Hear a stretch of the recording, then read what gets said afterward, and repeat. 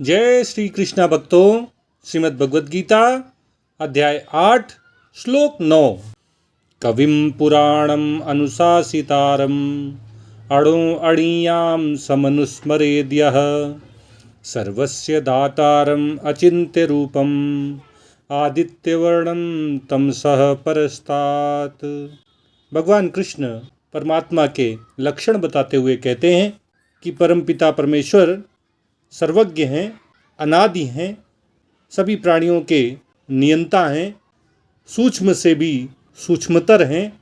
वे सबके धारण पोषण करने वाले हैं। उनके रूप अचिंत्य हैं। उनका शरीर सूर्य के समान तेजवान है। वे अंधकार रूपी अविद्या से अति परे हैं। इन लक्षणों से युक्त भगवान का हमें सदा स्मरण करना चाहिए।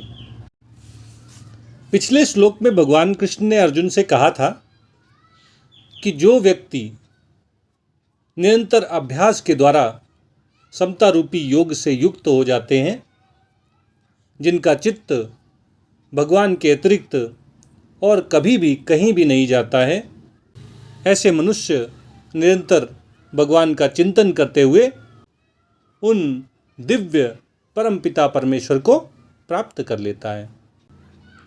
ऐसे योगी सिद्ध महात्मा जिन भगवान का स्मरण करते हैं, चिंतन करते हैं, उनके क्या लक्षण हैं, इस जिज्ञासा का उत्तर देते हुए भगवान अर्जुन से कह रहे हैं कि भगवान कविम हैं, वे सर्वज्ञ हैं, सब कुछ जानने वाले हैं।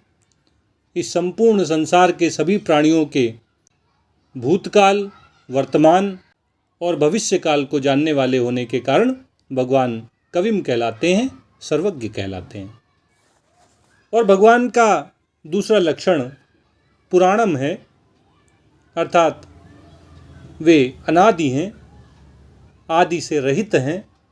वे सबसे प्राचीन हैं और इसलिए वे पुराणम कहलाते हैं। भगवान का तीसरा लक्षण अनुशासितारम है। वे अनुशासन करते हैं। किस पर अनुशासन करते हैं? संपूर्ण संसार पे, अखिल ब्रह्मांड पे उनका शासन चलता है। वे सभी प्राणियों को उनके शुभ अशुभ कर्मों के अनुसार फल प्रदान करने वाले हैं, नियंता हैं। इस सृष्टि का अनुशासन बना रहे, यह भगवान के द्वारा ही सुनिश्चित किया जाता है और इसलिए भगवान अनुशासितारम कहलाते हैं।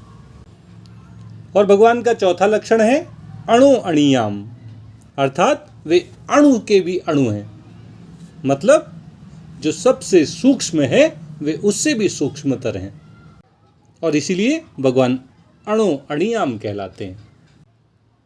और भगवान का पांचवा लक्षण है सर्वस्य दातारम, सबको धारण करने वाले हैं, सबका भरण पोषण करने वाले हैं और इसलिए भगवान सर्वस्य दातारम कहलाते हैं।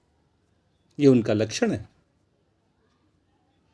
भगवान का छठवां लक्षण है अचिंत्य रूपम। एक भगवान वासुदेव ही अलग अलग समय में, अलग अलग जगह पे, अलग अलग रूप में लीला करते हैं।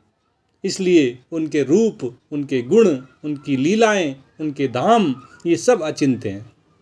जो हमारे चिंतन में आ रहा है वो भी भगवत स्वरूप है और जिसका हम चिंतन नहीं कर सकते, ऐसे अचिंत्य रूपों से युक्त होने के कारण भगवान अचिंत्य रूपम कहलाते हैं। भगवान का सातवां लक्षण है आदित्य वर्णम।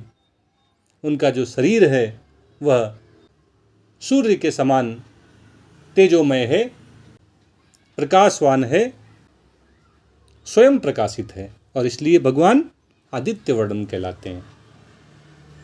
और भगवान का आठवां लक्षण है कि वे तमसः परस्तात् हैं। तमस का अर्थ अंधकार होता है, अविद्या होता है।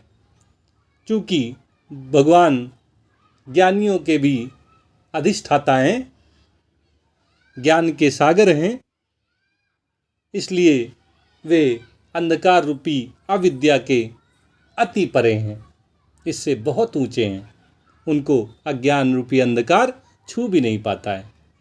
अविद्या की छाया तक उन्हें स्पर्श नहीं कर पाती है और इसलिए भगवान तमसः परस्तात कहलाते हैं। इस प्रकार अर्जुन के माध्यम से भगवान श्री कृष्ण हम सब के समक्ष अपने 8 लक्षणों को व्यक्त कर रहे हैं। इनको जानकर हमें इन लक्षणों से युक्त भगवान का सदा स्मरण करना चाहिए, चिंतन करना चाहिए, ध्यान करना चाहिए। भगवान के भजन करते हुए भी हमें भगवान के इन लक्षणों की हमेशा याद करते रहना चाहिए और इस प्रकार धीरे धीरे भगवान को जानकर उनका अनुभव करते हुए हम भगवत प्राप्ति कर लेंगे। ओम तत्सत। जय श्री कृष्णा, जय श्री कृष्णा, जय श्री कृष्णा।